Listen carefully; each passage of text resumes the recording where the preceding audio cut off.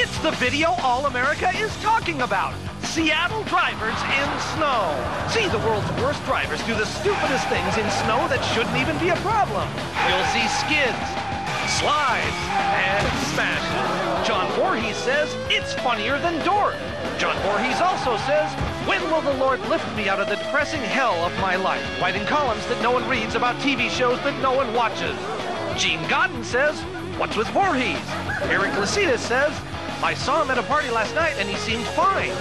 Seattle drivers in snow. It's the wackiest video ever.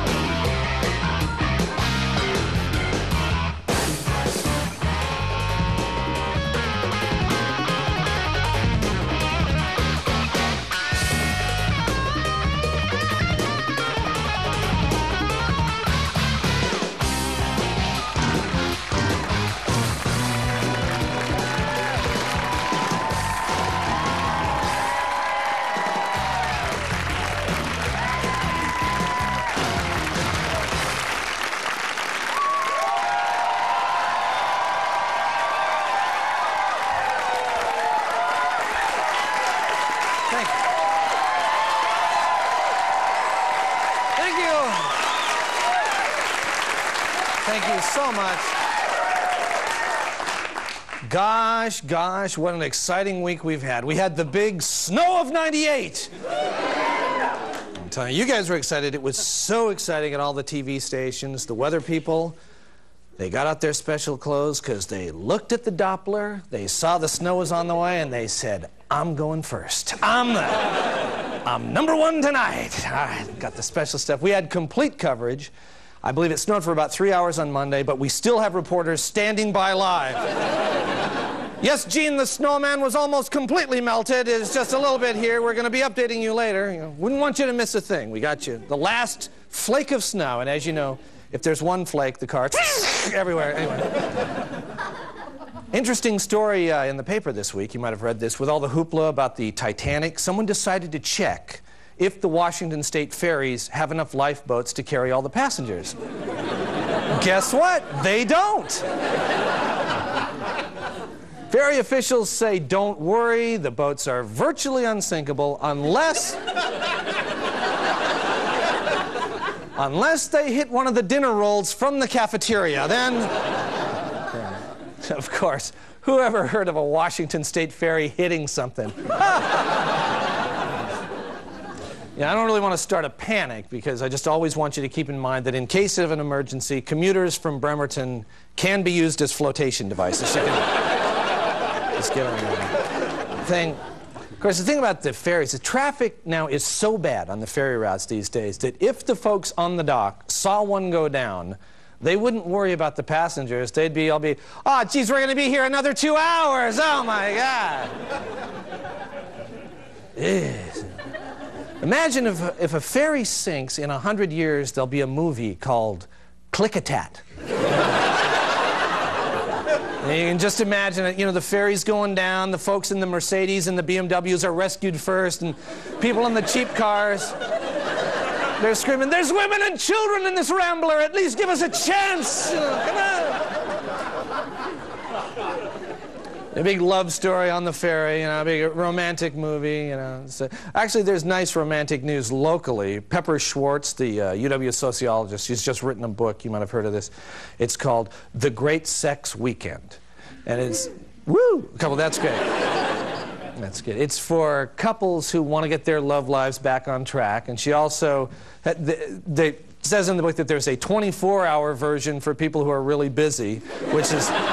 It's true. And also, we did some further investigation and found out that there's also a little wallet card version for people who only have about like 10 minutes to spare. We thought you might be interested in some of these quickie tips to fix up your love life. For example, experiment with new affectionate nicknames for your mate's love handles.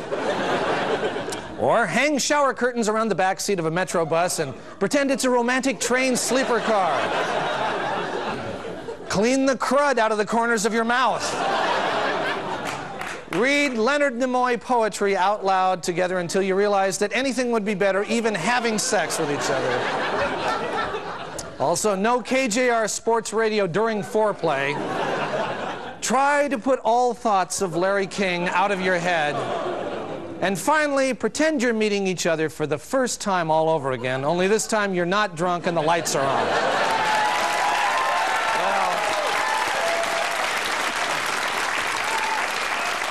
Well, those are, I think, some very good suggestions on lovemaking, and now we have some equally valid advice for all you drivers out there. This winter, as Washington's roads and highways undergo major renovations, we ask for the public's support and patience on the job site. If you see me holding up a sign that says slow, it doesn't mean to speed up or act like you can't see me. It means to slow down. It says it right there. S-L-O-W. Sure, if the sign said drive real fast, well, then you'd be doing the right thing. But it doesn't. It says slow. Hey, if you're driving along knocking back a couple of beers, please don't throw the empty bottles out the window. One of them could hit us in the head and really hurt us bad. Come to think of it, drinking and driving is against the law. So why not give the beer to one of us? I could really use a cold one right now. I mean, it says it in really big letters. I mean, if it was hard to see, I could understand. But it's not. It says it really clear. It says slow. Sometimes I work for 2 or 3 hours in a row, and I sure do get hungry. So next time you go out, bring a sandwich along for your buddy Big Jim. Thanks a lot. Hey, vodka too. If you got some vodka in your car, just pull over and give it to me. I won't tell nobody, okay? Vodka, whiskey, hell, cough syrup, or vodka. Are you an idiot? Is that it? Do you think slow means fast? Oh, I know. Maybe you're driving to pick up your brain. Yeah, maybe you're driving your big, stupid car to go pick up your tiny, tiny brain. Get in the car head. The car head. Okay, well, how about a big freaking banner that says slow? Could you see that? Well, probably not. So you have your big head stuck up your big ass, you big... God, no. This has been a public service announcement from the Department of Transportation.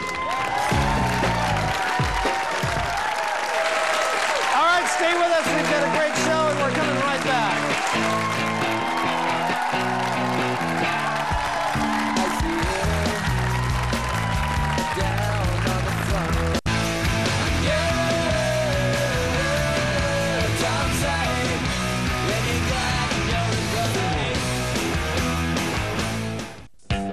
Across the middle to Shrimp. Lop. Oh, the Vin Baker going up top. He's the play-by-play guy for the Seattle Supersonics. Pass by Shrimp. He's Kevin Calabro. But when the game's over... This is Story Time with Kevin Calabro. Once upon a time, the 3 little pigs going up against the big bad wolf. The wolf got all the tools, the size, the speed, the big teeth, the claws. Meanwhile, the pigs are undersized. They're fat but slow. They're inexperienced. It looks like a classic mismatch here today, and yet you've got to root for the little pigs, don't you? They have the intangibles. They're relatable. They're friendly. But let's be honest, nobody's giving them much of a chance here today. They're a 20-point underdog. All right, here he comes, the big bad wolf. Looking very confident as he runs quickly toward the first little pig's house. And a poor move by the pig. He goes with the straw defense. Well, here comes the wolf man. He huffs, he puffs, and he blows the house down. And the pig now is nothing but bacon. You could have seen that coming from a mile away. I don't know what the first little pig was thinking, All right, second little pig going with the stick house defense now. Well, you can't like that. The wolf is just too strong here. Well, here he comes, the big breath man. He's huffing, he's puffing, and of course he blows the house down. It sticks everywhere. Well, the wolf is just eating these guys alive. The pigs, now they're totally dominated. We've got one pig to go now. They're down to their last pig. But this is the highly regarded veteran pig. He's wise. He knows the secrets. He's got all the tricks. So let's see what happens. He's got the brick house thing going now. It's a good move. A good defense, and maybe one that the wolf hasn't seen before. All right, here comes the huffer puffer man now. He huffs, he puffs, and no, the house does not fall. Oh, baby, the pig is in the house. The wolf climbs to the chimney. He's in a desperation mode. He jumps down the flue. He falls into a kettle of boiling water. Slam dunk! Oh, baby, that's gotta hurt. And it's over. It's over. It's pig time, pig time. And they're living happily ever after, baby. This has been Story Time with Kevin Calabro.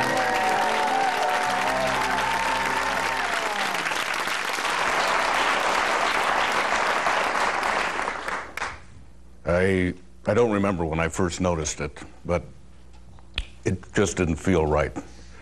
So I went to my doctor, and that's when he said the word I never wanted to hear. Falbrogornophoblasia. No one knows what causes it or even for sure what it is, but then my doctor told me about a remarkable new therapeutic medication called Mendelozanfirclastamine. Within a few days, I noticed a difference. Part of that difference was a ringing in my ears. So I went to see my doctor again, and that's when he recommended oral smalkfololate. Within hours, the ringing in my ears had completely disappeared and was replaced by a painful swelling in my sinus and nasal passages. So I went to see my doctor again.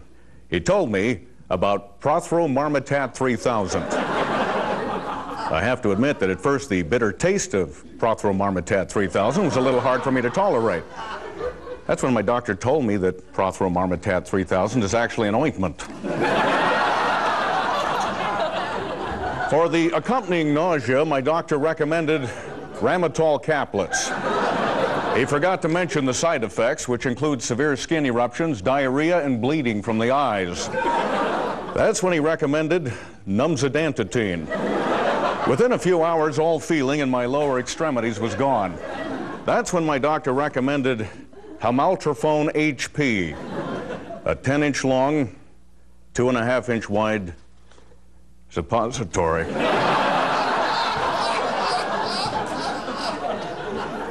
That's when I shot my doctor.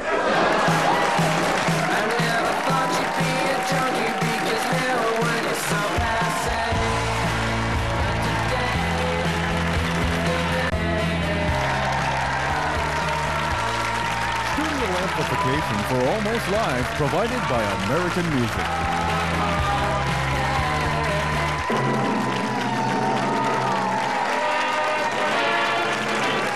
Hercules, hero of song and story. Good evening. This is the Late Report. Well, the Linwood City Council is thinking about building an arts and convention center, and they say the only thing now holding them back from building it is a complete shortage of money, arts, and conventions. A Yakima man, frustrated in trying to get a photo ID for himself, registered himself as a dog to show that a dog has more rights than he does. Meanwhile, his neighbors say, we don't know about that, but if he doesn't stay out of our yards, he's going to get a BB in his ass. Barry Mitzman from KCTS Channel 9 will host a show about this year's state legislature called Inside Olympia with Barry Mitzman. The show's title has brought a strong objection from movie actress Olympia Dukakis. A ball of fire trailing orange and red flames that was reportedly seen crashing into the Columbia River in Kennewick was originally thought to have been a meteor. Scientists later determined it to be Kevin Costner's career. Ooh.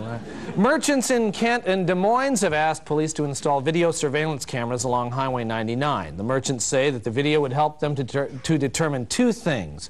One, if anything suspicious is going on along Highway 99 between Kent and Des Moines, and two, if anything at all is going on along Highway 99 between Kent and Des Moines.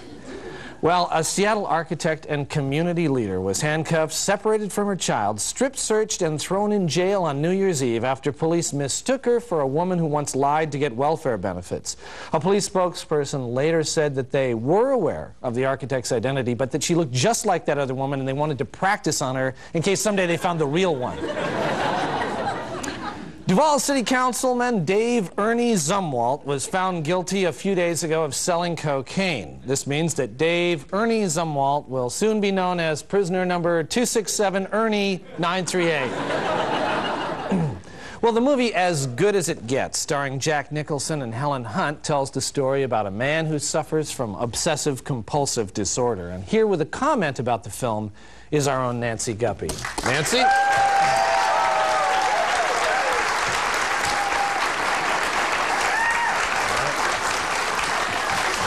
Nancy Guppy? Well, I found the movie As Good As It Gets to really be as good as it gets. In particular, I appreciated the movie's thoughtful, serious look at obsessive-compulsive disorder, 1, 2, 3, 4, 5, 6, 7, an often joked about and misunderstood disease. In the capable hands of Jack Nicholson, obsessive-compulsive disorder is portrayed as a handicap, 8, 9, 10, 11, 12, 13, 14, a handicap that can inhibit both the personal and professional growth of its victims. M-I-S-S-I-S-S-I-P-P-I. Hey, I-P-P-I-S-S-I-S-S-I-M.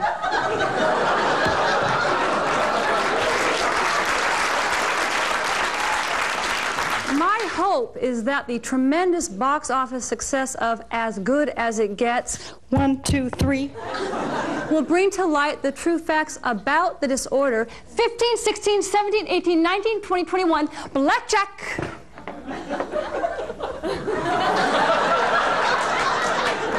And dispel any inaccuracies that the general public may hold about people who suffer from this debilitating disease. Thank you. Wow. Great, thank you. Thank you very much, Nancy. Thank you. Thank you. Thank you, John. Thank you. John. It's very nice. Thank you. That's fine, Nancy. Thank you. That's fine. Okay. Finally, Mary Kay Letourneau may gain custody of her baby in 3 to 6 months. The father of the infant was unavailable for comment because he was out at recess. This has been The Late Report. Stay with us because we're coming right back.